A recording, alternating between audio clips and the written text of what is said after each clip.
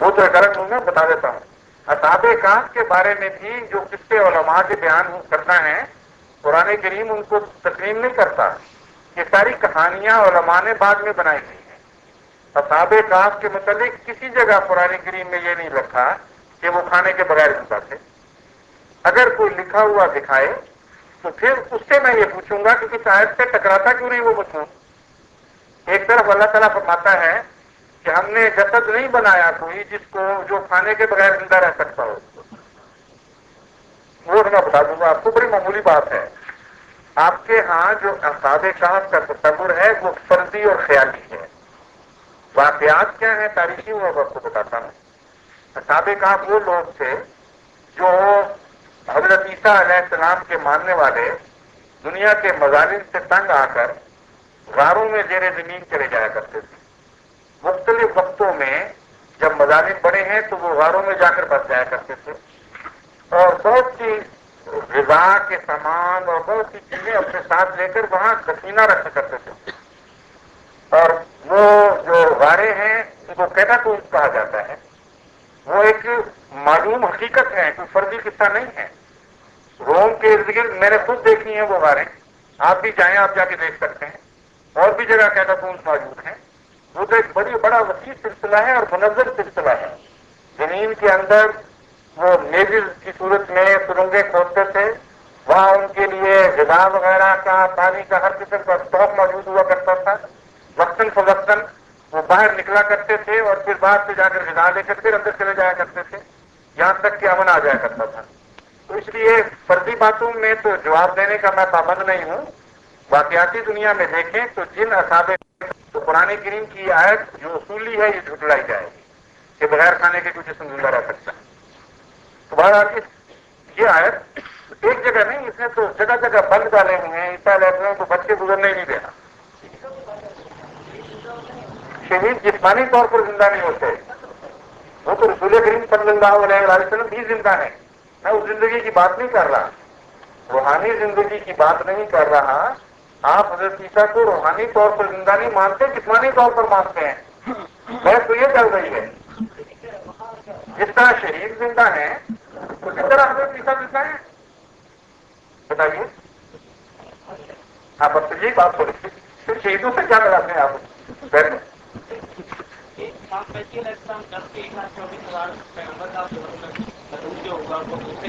ہاں, آپ نے دیکھا تھا سوال کہ میری بکنگ بڑا ہوا سوال ہے, دیکھا کریں ایک کریں پانچ کریں, اس طرح پھر وہ بدنظمی ہو جائے گی نا.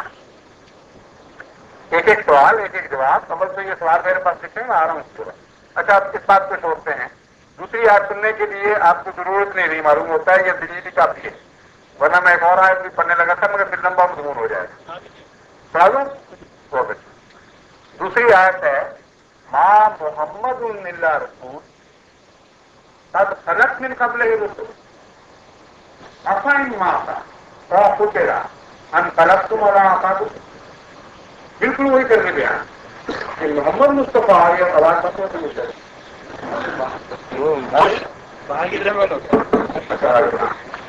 ماں محمد الا رسول, محمد مصطفیٰ صلی اللہ علیہ وآلہ وسلم بھی ایک رسول ہی تو ہیں. یعنی تمام مراتب کے باوجود رسالت کی حد سے باہر نہیں ہوتی. اس بات سے ثابت ہوتا ہے کہ خدا کے بعد رسالت ہے, کیونکہ خدا اور رسول کے درمیان کوئی چیز نہیں. رسول اللہ صلی اللہ علیہ وسلم آخری مقام پر پہنچے. تو یہ آیت کہتی ہے کہ اتنا بڑے مقام کا انسان یعنی محمد مصطفیٰ صلی اللہ علیہ وسلم جو ہر مخلوق سے بڑھ گیا, یہ بھی رسالت سے بالا نہیں, کیونکہ رسالت سے بالا تو شرک ہو. قد خلت من قبل الرسل, آپ سے پہلے بھی سارے رسول ہوئے تھے. اب بتائیے عیسیٰ کہاں گیا؟ پہلے تھے کہ نہیں؟ کس طرح صاف کر دیتی ہے بورڈ کو یہ آیت ایک چیز کے ساتھ کہ اس سے پہلے کلو ان سارے رسول گزر چکے ہیں. اور اب پھر کوئی جھگڑا اٹھائے گزرنے کے کرنے پر تو یہ آیت بھی آگے پیش کرنے دے گی, کیونکہ قرآن کلام الہی کو آپ مانتے ہیں کہ فصیح و بلیغ ہے. اس کے معنی یہ ہوتے ہیں کہ رکھنے سے بات ہے, اور اس کو اعتراض کرنے کی کوشش کرے گا تو دیکھ نہیں جانے دے, حاضر کر دے گا, اس کو بول کر کہتے ہیں. اب دیکھیے اس کا ترجمہ آیت نے خود کر دیا خلاق، فرمایا افر ماتا اور ہوتے گا ان غلط تم اللہ، اگر محمد مصطفیٰ باقی رسولوں کی طرح قتل ہو جائیں یا فوت ہو جائیں تو کیا تمہیں حق ہے کہ تم مرتد ہو جاؤ؟ اگر خلا کے ترجمے میں قتل اور موت کے سوا کوئی تیسرا معنی داخل تھا تو قرآن شریف بھول گیا ہے۔ پچھلے سارے انبیاء کا دستور خلا کا کیا بیان فرمایا؟ قتل یا موت، آسمان پر جانا بیان نہیں۔ اگر آسمان پر کوئی رسول گیا ہوتا تو یہ بھی کہنا چاہیے گا۔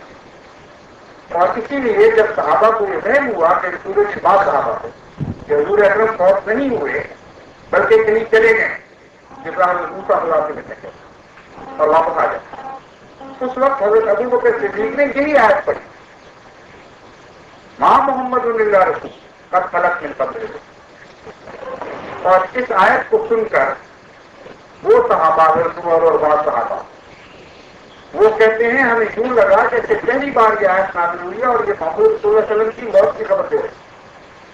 بس یہ محاورہ موت کے لیے اہل عرب استعمال کرتے تھے، صحابہ نے تصدیق کر دی کہ اگر حضور اکرم کے اوپر یہ آیت آئی ہے ماں محمد اللہ رسول کا غلط تو موت کا اعلان کرے، اور مسیح پر آئے تو وہ موت کا اعلان نہیں کرتے۔ دیکھیے اس بات کسی پہلو سے آپ دیکھیں ان دو آیات کے گھیرے سے کوئی ایک نبی بھی زندہ بچ نہیں سکتا۔